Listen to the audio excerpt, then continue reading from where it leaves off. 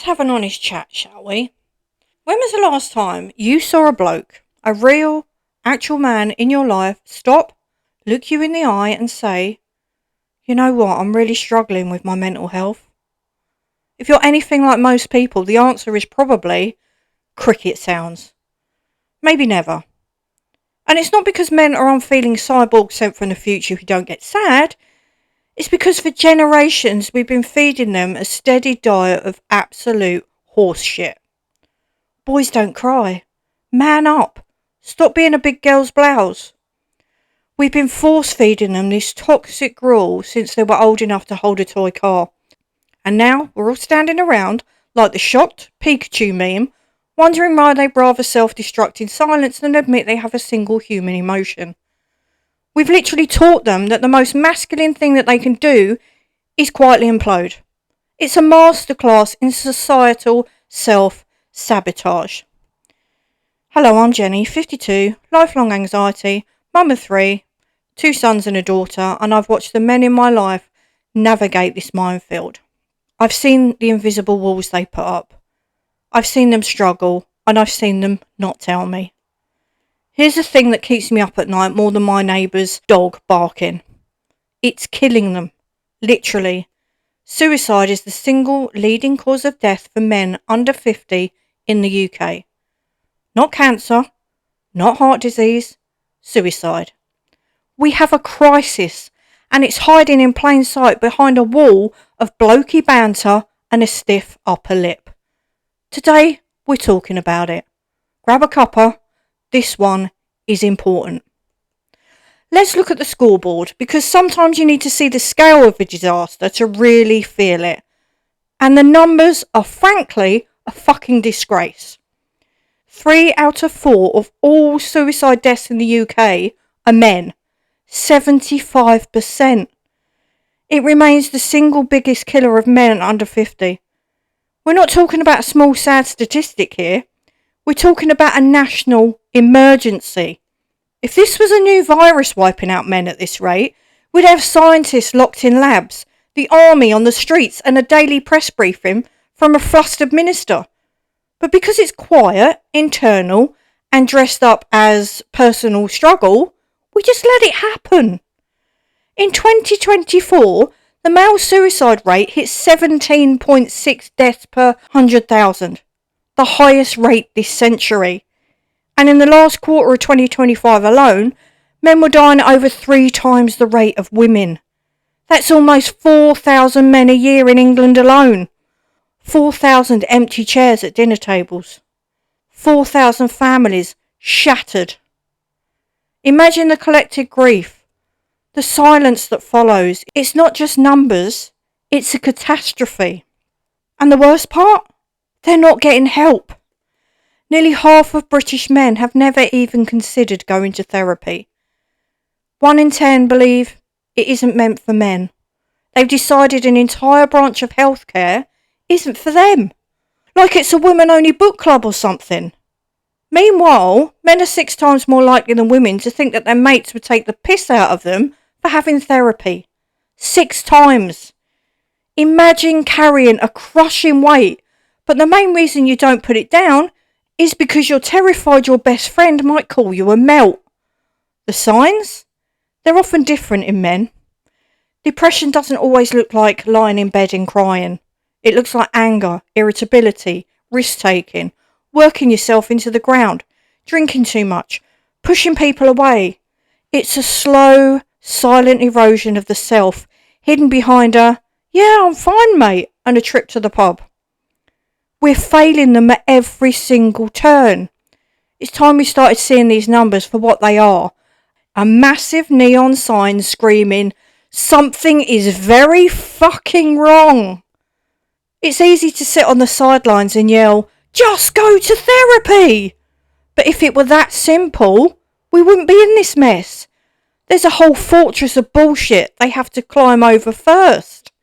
First up, the bullshit masculinity rulebook. The man-up culture. The idea that emotional vulnerability is a weakness. That real men are stoic, self-reliant islands who fix their own damn problems. Nearly half of men think there's a stigma about therapy. A third think it's self-indulgent, unless it's for a serious problem. So they wait until their life is a complete dumpster fire before they even consider reaching for the fire extinguisher. And by then, for some, it's too late. Second, the system is a bit shit, honestly. Even if a man gets past his own internal gatekeeper, the system is often waiting to fail him. They finally work up the courage to go to the GP, and they might be met with a 6-month waiting list. What message does that send? Your suffering is an urgent comeback when you're in a full-blown crisis. For many men who already feel like a burden for asking, this is the final nail in the coffin. Only 36% of referrals to NHS talking therapies are for men. The service is seeing nearly twice as many women. It's not just that men aren't going, it's that the service itself can feel alienating to them. They're told to open up in a space that often feels designed for and by women. It's like being asked to play football on a netball court. It just feels wrong. Third, the I'll fix it myself fallacy. Men are doers, action oriented. Give them a problem and they'll want to solve it with a spanner or a spreadsheet. But mental health isn't a leaky tap. You can't just tighten a nut and hope the anxiety goes away. Yet 13% of men still feel they should deal with their problems on their own. 11% just don't believe therapy would help. It's an admirable but utterly misguided form of self-reliance. It's like trying to perform open heart surgery on yourself because you don't want to bother the surgeon. Okay, enough of the heavy stuff for a minute. Let's have a tiny flickering candle of hope. Because things are changing. Slowly, at the pace of a sloth on sedatives, but they are moving. More men are going to therapy now than 15 years ago. Back in 2010, only 18% of men had been to therapy. By 2025, that number has risen to 29%. Still not nearly enough, but the trajectory is right. And here's the kicker that should be shouted from the rooftops. When men do go to therapy, they have an equally positive experience as women. 92% say they got the help that they needed. 94% felt listened to and taken seriously. The issue isn't that therapy doesn't work for men, it works brilliantly. The issue is getting their stubborn, lovely arses through the door in the first place. And there's real movement happening at the top for once. In November 2025, England launched its first ever men's health strategy. First ever. In 2025. It's like we only just discovered men have bodies and brains. It includes a £3.6 million investment in suicide prevention and a massive partnership with the Premier League's Together Against Suicide initiative. They're putting mental health messaging in football match days because they know that's where the men are. It's genius in its simplicity. Stop expecting men to come to a clinical setting they hate. Start meeting them in the places they already feel comfortable. Whether it's a barber shop, a football stadium, or a men's shed, the principle is the same. Meet them where they are. Alright, so we know the problem. We see a glimmer of hope. What actually makes a difference? Not just government strategies, but the small, human stuff we can all do. 1. Connection, not confrontation.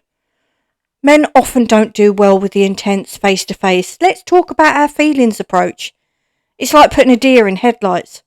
What works better is shoulder-to-shoulder connection.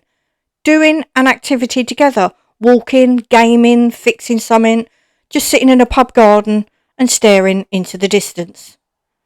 Research shows half of men find it easier to talk while doing an activity. The pressure is off. The words can flow out sideways. So if you want to check in on a man, don't stage an intervention. Invite him to do something and then just be there. 2. Early intervention. Men are notorious for seeking help only when the building is on fire. We need to reach them earlier. Normalise conversations about mental health before things fall apart. Teach boys that feelings are allowed. Dad's modelling that it's okay to say, I'm not okay. Change the culture from the ground up. 3.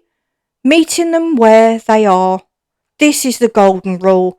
Stop building services and expecting men to come. Build the services where the men already are. The pub, the barbershop, the football ground, the gym, the bloody online gaming lobby. This is what works. 4. Be a safe person. If a man in your life does open up, even a tiny crack, I repeat, do not try to fix it.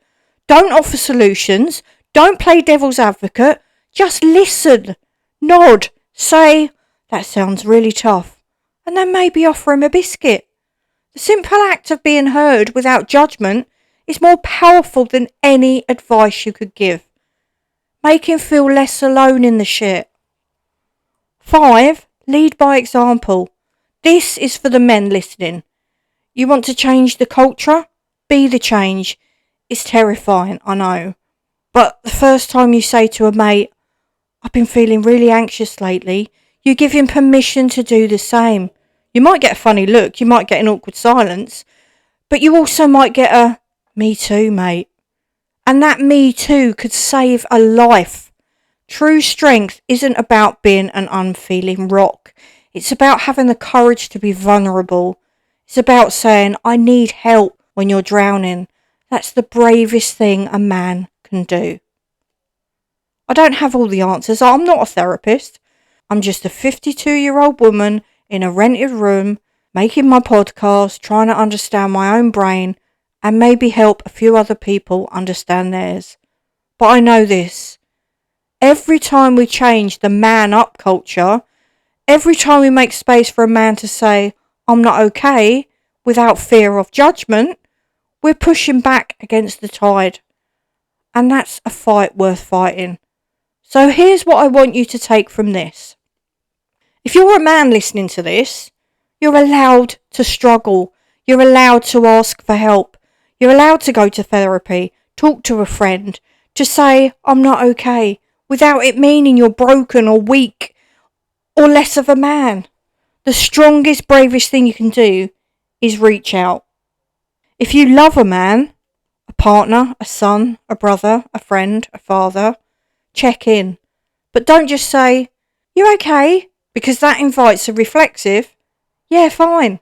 Try, I've noticed you seem a bit off lately. I'm here if you want to talk, no pressure.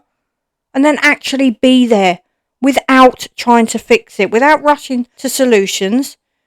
Just present. It's the most powerful thing you can do. The crisis is real. The numbers are brutal, but it's not inevitable. Every conversation we have, every space we open, every time we challenge the idea that men can't have feelings, we're part of the solution. Let's start a bloody revolution, one awkward conversation at a time. If this resonated with you, if you're a man who's struggled to talk, or if you love a man who has, let me know. Tell me your experience. Let's get this out of the shadows and into the light where it belongs. Until next time, check on your mates, check on yourself, and remember, asking for help isn't weakness, it's survival. This is Anxiously Ever After. I'm Jenny. Now if you'll excuse me, I need to go and check on the men in my life.